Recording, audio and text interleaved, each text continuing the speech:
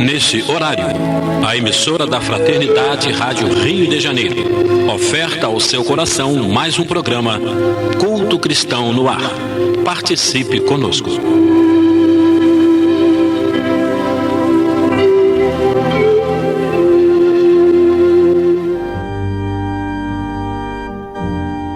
Queridos amigos, irmãos, ouvintes da Rádio Rio de Janeiro, estamos iniciando mais um programa Culto Cristão no Ar, desejosos que todos tenham tido uma Páscoa tranquila com os familiares e que aproveitem bem esse feriado um pouco mais prolongado, mas sempre utilizando o tempo para as coisas boas da vida.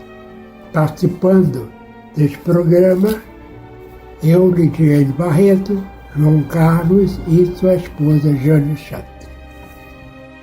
Essa mensagem está inserida em um dos livretos da campanha da Federação Espírita Brasileira em defesa da vida. Campanha essa implementada por Juvanir Borges de Souza, quando esteve à frente da presidência da Federação Espírita Brasileira. E a ele eu envio uma mensagem, uma vibração de amor, de carinho, de respeito, de agradecimento pela obra implementada nos opúsculos e na campanha em defesa da vida. Esse livreto, cuja mensagem vamos ler, está no livreto Respeitemos a Vida, Eutanásia não. O nome da mensagem é Sobre a Vida. Abre aspas. A eutanásia leva o sofredor, os familiares, o médico e os assistentes à falsa noção de piedade, de carinho, de amor. É importante entender que o sofrimento no final da vida na Terra, seja pela doença incurável, seja pelo desgaste natural do corpo físico, é uma das formas de aproveitamento do espírito em contato com a matéria, resgatando faltas ou progredindo através do sacrifício. Em mundos de provas e expiações como o nosso, muitas vezes a lei divina mede o resultado de uma encarnação através dessa prova final, na qual o espírito comprova, pela paciência, pela resignação e pela fé, o proveito de toda uma existência.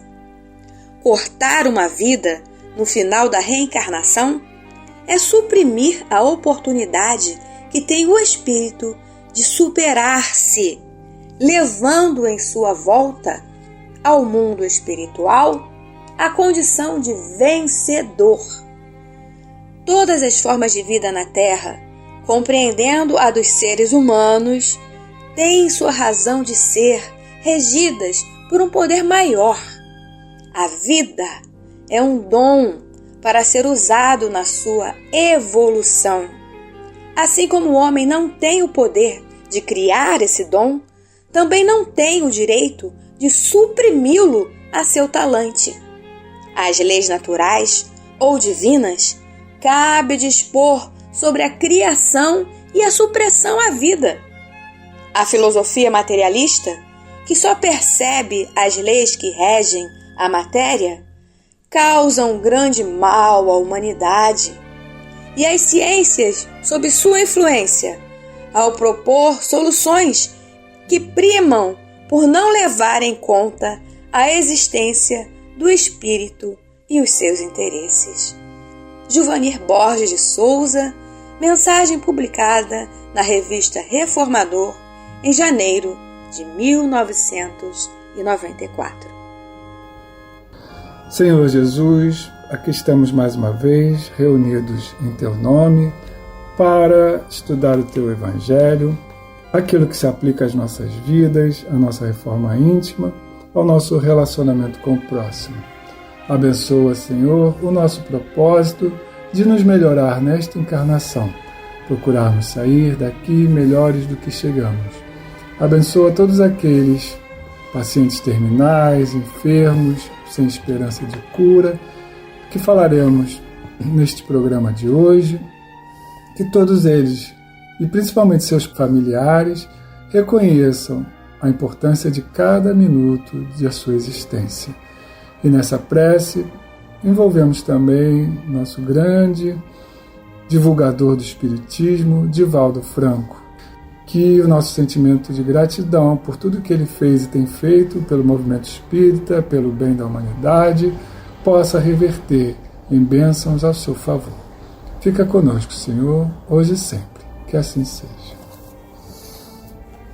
Então nós vamos passar a leitura do Evangelho segundo o Espiritismo, no seu capítulo 5, que tem como título Bem-aventurados os aflitos, e o item é o 28, que são duas perguntas que foram feitas e respondidas por São Luís.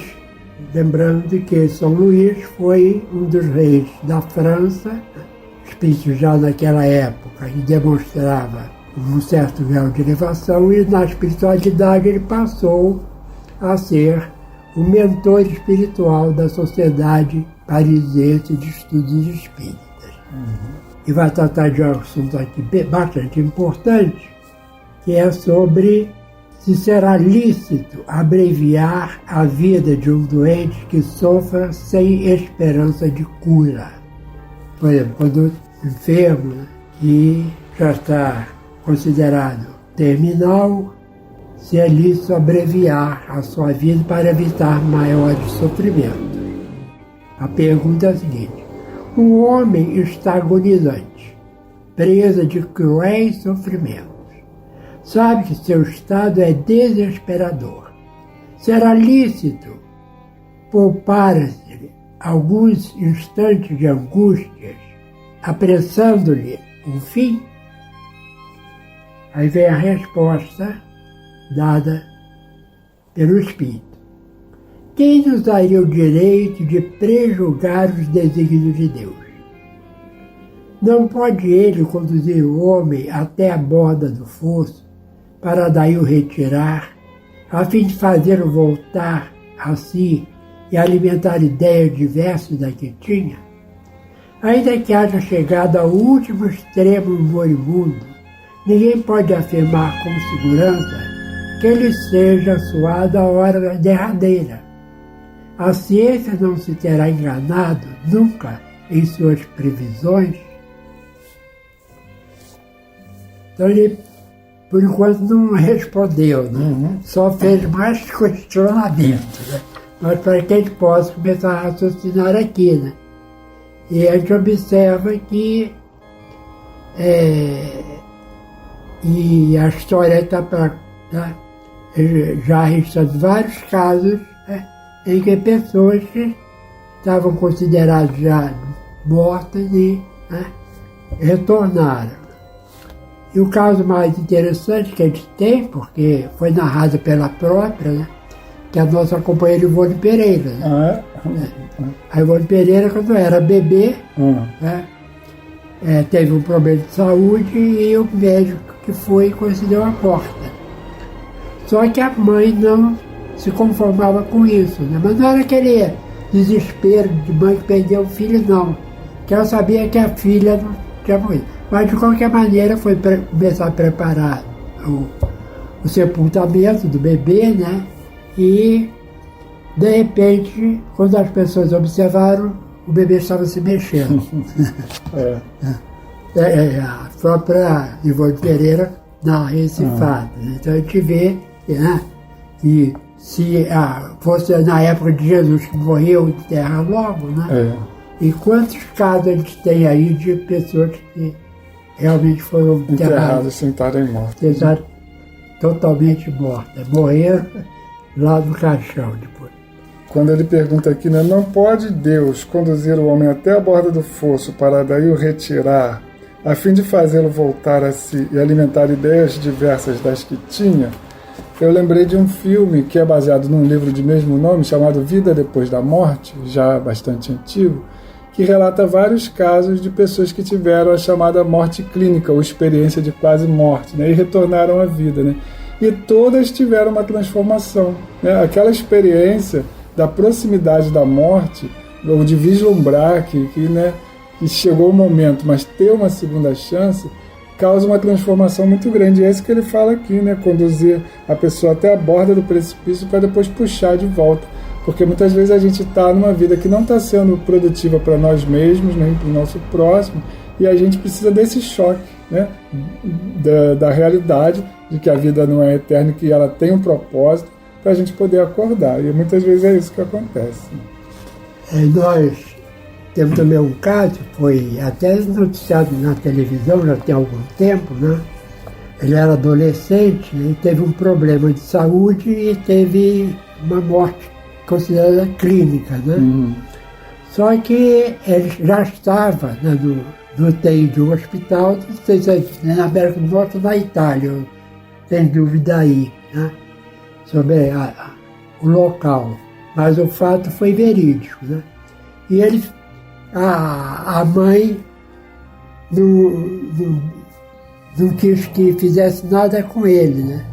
E até entrou na justiça para garantir que não fosse desligado as máquinas. Uhum. E ele ficou 16 anos Uhum. naquela situação. Uhum. E de repente abriu os olhos. Como se tivesse há 16 anos atrás. Até depois a reportagem dele que eles estavam preparando até inclusive um acompanhamento psicológico, né? Uhum. Porque em 16 anos mudou muito, né? Ele teria que se adaptar àquele mundo aquele lapso, né? Uhum. De tempo que ele ficou em coma. Tem até um outro caso também, a gente já fez palestras sobre esse assunto, né, sobre a eutanásia, de um paciente que também em estado de coma. Quando ele volta a si, ele fala que ele ouvia tudo que falavam, né, e ele tentava gritar e não conseguia. Então a consciência estava ali, né, o corpo é que estava inerte, mas o espírito estava ligado, estava vendo o que estava acontecendo e desesperado ouvindo aquelas tentativas de desligamento de aparelhos, né, que a gente sabe que tem a questão econômica envolvida, às vezes a conveniência da família de preferir que a pessoa parta mesmo, né, do que ficar com uma vida vegetativa. Então tudo isso o espírito está captando lá também, né? E aí continua aqui o São Luís.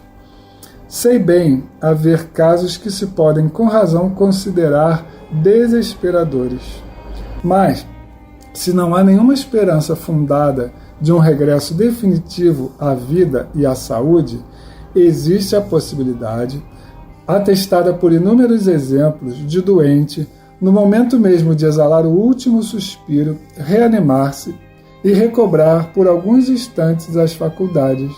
Pois bem, essa hora de graça que lhe é concedida pode ser-lhe de grande importância. Desconheceis as reflexões que seu espírito poderá fazer nas convulsões da agonia e quantos tormentos lhe pode poupar um relâmpago de arrependimento. Então essa hora de lucidez, mínima que seja, né, ela pode para o espírito significar um grande salto ou uma abreviação do seu sofrimento na vida espiritual, né? Porque é realmente o momento do arrependimento, às vezes da reconciliação com os parentes. Então isso tudo a gente tem que levar em conta também, né? E às vezes até a oportunidade daquele que está ali cuidando do parente, né, pedir desculpas ou dizer um último eu te amo, né? Então essa relação, que às vezes pode durar 1 minuto, ela pode ser muito proveitosa, né? Então a gente deve evitar cortar esse 1 minuto antes que ele aconteça. E a mensagem que foi lida pela Jane, ela está contida num folhetim da Federação Espírita Brasileira, aquela campanha de cunho nacional em defesa da vida. Uhum. E a Febe, ela produziu vários folhetins, cada um com uma situação. Né? Tem sobre o aborto, tem sobre o suicídio, tem sobre o uso de drogas. Né? Uhum. E esse aqui que a Joane leu, né? É Respeitemos a Vida, Eutanásia Não. E tem aqui uma pergunta que foi feita ao Emmanuel, está lá no livro O Consolador, é a pergunta 106 do livro Consolador. A eutanásia é um bem nos casos de moléstia incurável? Aí vem a resposta dada por Emmanuel. O homem não tem o direito de praticar a eutanásia em caso algum, ainda que a mesma seja a demonstração aparente de medida benfazeja. A agonia prolongada pode ter finalidade precisa para a alma, e a moléstia incurável pode ser um bem, como a única válvula de escoamento das imperfeições do espírito em marcha para a sublime aquisição do seu patrimônio da vida imortal. Além do mais, os desígnios divinos são insondáveis e a ciência precária dos homens não pode decidir nos problemas transcendentes da necessidade do espírito. Emmanuel foi bem claro na resposta. É interessante que a palavra eutanásia, ela significa boa morte, né? E ela vem de uma visão que pode ser até parecer piedosa, mas que ela é baseada no materialismo, né? De que eu vou evitar o sofrimento, vou antecipar a vida da pessoa para evitar o sofrimento. Então, nesse caso, eu estaria dando uma boa morte à pessoa, né? Só que do ponto de vista espiritual a gente pode chamar essa morte de boa, né? Uma morte que não permite essa última reconciliação, essa última reflexão, né? E meu pai falou aqui do texto de Emmanuel no livro Obreiros da Vida Eterna, do André Luiz, também tem o caso muito conhecido do Cavalcante, que teve a sua existência abreviada, né? E ele chegou em mais condições na espiritualidade, né? Tá tendo que ter um outro tipo de preparo para poder realmente recobrar toda a sua lucidez espiritual após aquele ato ali antecipado da eutanásia. Existem países, inclusive, em que existem as clínicas, né, de eutanásia e de suicídio assistido, né? E algumas pessoas andam com uma carteirinha no bolso dizendo que não autorizam esse tipo de procedimento, que muitas vezes, quando a gente legaliza uma coisa, a gente acaba normalizando, né, banalizando aquele ato. A gente corre esse risco nos países que legalizam o aborto e também os que legalizam a eutanásia. E aquilo passa a ser visto como uma coisa comum, às vezes até a mais correta a ser feita, né? E quando a gente sabe que não é. Então continuamos lutando no Brasil contra essas práticas. Eu até gostaria de adiantar aqui, esse assunto eutanásia é muito pertinente ao programa da Jane, né, o Em Defesa da Vida, como o aborto também, né? E com relação ao aborto, nós teremos no dia 4 de maio a nossa Marcha pela Vida lá em Copacabana, a partir das 14 horas, em frente à Rua Miguel Lemos, tá? Todos já estão convidados. E nós temos ainda aqui um último parágrafo, em que diz o seguinte: o materialista, que vê apenas o corpo e nenhuma conta tem a alma, é inapto a compreender essas coisas, ou seja, esse momento final do espírito, né? O espírita, porém, que já sabe o que se passa no além-túmulo, conhece o valor de um último pensamento. E aí vem esse final que eu acho muito bacana, ó. Minorai os derradeiros sofrimentos, quanto o puderdes, mas guardai-vos de abreviar a vida, ainda que de 1 minuto, porque esse 1 minuto pode evitar muitas lágrimas no futuro. Então, abreviar o sofrimento é muito diferente de abreviar a vida. É o que a gente chama hoje na medicina de cuidados paliativos, né? Tem muito médico se formando, se especializando nessa modalidade, que é dar o melhor conforto possível para um paciente terminal. E esse conforto possível muitas vezes inclui ouvir uma confissão, né? Estar preparado ali para atender aquela pessoa, não só na diminuição da sua dor física, mas também da sua dor moral.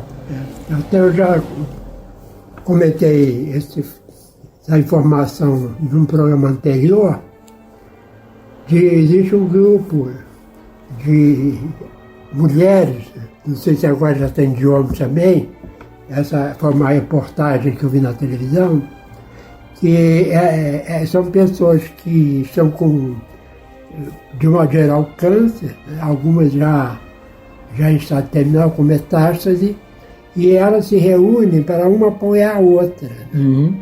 E é interessante que uma que deu uma entrevista, né, a reportagem, ela tinha 2 filhos, um maiorzinho, um quase neném, né? E ela, dando assim a informação tranquila, né, do trabalho que era feito, de como agora ela se sentia, né? E no final da reportagem, que a gente sabe, né, que esses programas são feitos assim, vai a reportagem, depois eu vou montar tudo para depois ir para o ar, né? Então leva um tempo. Aí a emissora deu a informação que no período da entrevista, ela tinha desencarnado, mas com muita tranquilidade. Então a gente vê que isso é que é valorizar a vida, né? Valorizar até o final, né? Eu estou lendo também um livro daquele Victor Frankl, né? Foi até o João Carlos que deu presente do meu aniversário, né? E ele fala, né? Todo o trabalho que ele fez lá no campo de concentração, para ele e para os outros, foi que tivesse um sentido de vida, né? E esse sentido de vida, a doutrina espírita dá com bastante detalhes, porque ela fala das 2 situações, né? A pessoa como um espírito imortal encarnado na Terra. Então a doutrina espírita vem tranquilizar as pessoas. Eu acredito que dificilmente um espírita que conheça bem a doutrina autorizaria para ele ou para outro a eutanásia, porque eles têm esse conhecimento, né? Então vamos à parte final, que é uma poesia que eu fiz sobre Em Defesa da Vida. Jesus veio orientar a alma desprevenida, por isso disse: eu sou caminho, verdade e vida. Completou este ensino numa outra circunstância. Eu vim para que tenham vida e a tenham em abundância. E em defesa da vida foi ele um baluarte. Valorizou cada vida com carinho e com arte. A vida é uma bênção que nos deu o Criador. É necessário vivê-la com todo o seu esplendor. Outro dado importante nos é dado de suporte. Nossa vida continua mesmo depois da morte. Abreviar nossa vida, seja o motivo que for, é uma grande afronta à bondade do Senhor. Outra lição de Jesus eu vou aqui relembrar. Deus dá fardo pesado a quem não pode suportar. Valorize a existência e aceite, alma querida, o afetuoso abraço em defesa da vida. Senhor, quando a dor bater a porta dos corações fatigados pela dor, que possa haver, Senhor, a coragem do enfrentamento dessa mesma dor, tendo ela como um lenitivo em comparação com as provas e as vicissitudes que temos de passar nessa vida. Lembremos que essa encarnação é uma escola onde devemos aprender, inclusive com a dor. No nosso passado, muitas vezes, está a explicação da vida e do sofrimento atual. Permita, Senhor, que possamos ter a coragem de passar por ela, mesmo sofrendo.